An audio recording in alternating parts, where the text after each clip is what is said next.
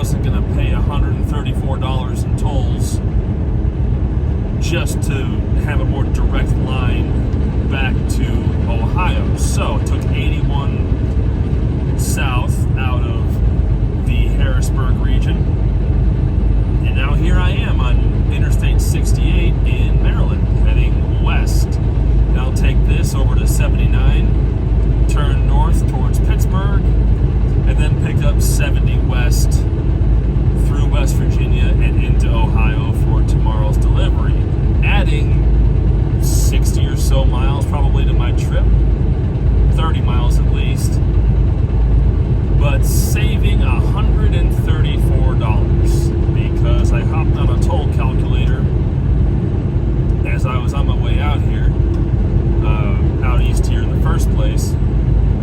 And yeah, for a Class 8 semi-truck, well, Class 7 per the Turnpike Authority's rating system, because they don't use apparently they don't use the standard rating of the DOT. They use Class 7 is up to 80,000 pounds, then Class 8 is 80,000 pounds plus. Now, I'm only rated for 80,000 pounds maximum gross, so I used Class 7. Now, it's entirely possible I got it wrong. 5-axle Class 7 truck.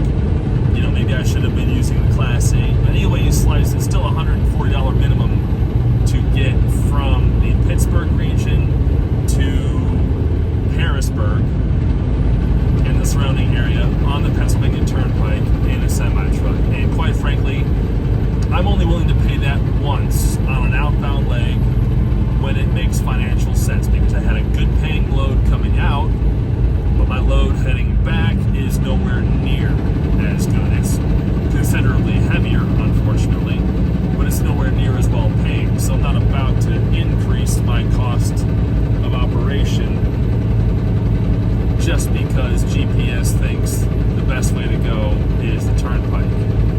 So here in Maryland, I am. And honestly, it's been a long while since I've been here in Maryland. And quite honestly, I was looking for a bit of a different view, because I've been on 80 through Pennsylvania fairly recently. Been on 70 and 76, the Turnpike in Pennsylvania, a lot. But I really only ever passed through Maryland on 81 coming through the Hagerstown region. That's a real small sliver of Maryland. And I know Maryland's a pretty state, because I haven't been here on 68 in a long while, but I recall the last time I was on this road, I really did enjoy the view. I enjoyed the drive. I'm not enjoying it now because, I'm 75,000 pounds and I'm on grades, so of course I'm crawling. And you can see by this guy rolling past me that, yeah, it's not fun, but such is life. Got the flashers on, and crawling along is what I shall do until I can get up to a flat spot, pick up some speed. But it gives me a little bit of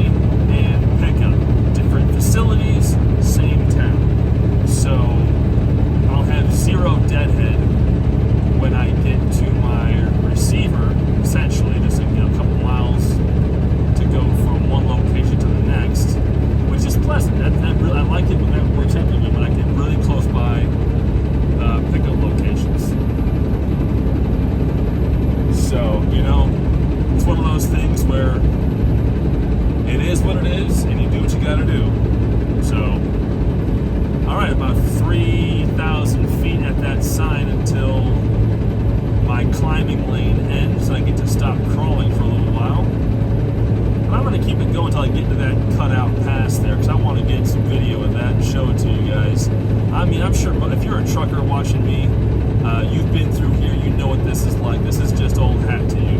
But for those of you who are not drivers and this scenery is not something you've seen before, do please enjoy. That's half the reason I'm doing this, not just for my own edification and my own nostalgia down the road, but also so that some of you folks who, you know, your desk doesn't move at highway speeds or have a steering wheel, or be rated for 80,000 pounds gross, or whatever the distinction there is. You know, this is also for you. And for example, it's a pretty nice view out there as well. The phone doesn't do it justice, but it is a nice view. And that is the main benefit to being a truck driver. Yeah, we get to see the country, and I have seen a lot of the country. Now, when it comes to experiencing the country, that's a completely different story. That usually is reserved for whatever sort of local culture might be in a given truck stop. Sometimes that's a bit of fun. Other times it's like, man, I really wish I had time to go to wherever. But look at this. This is neat. This reminds me of stuff I typically see out west. Now, I haven't been out west in a year. Feels like anyway. Or at least not. I haven't been deep out west in a long, long time. Let's get over into the next lane here. Sidling Hill, elevation 1,200 plus feet. Good times. Sidling or sidling, I don't know how you pronounce it. I'm assuming it's sidling. Deep valley off to the right. And now it's time to drop. And with that being said, YouTube, I will leave you with this panorama, and I will see you quite literally down the road.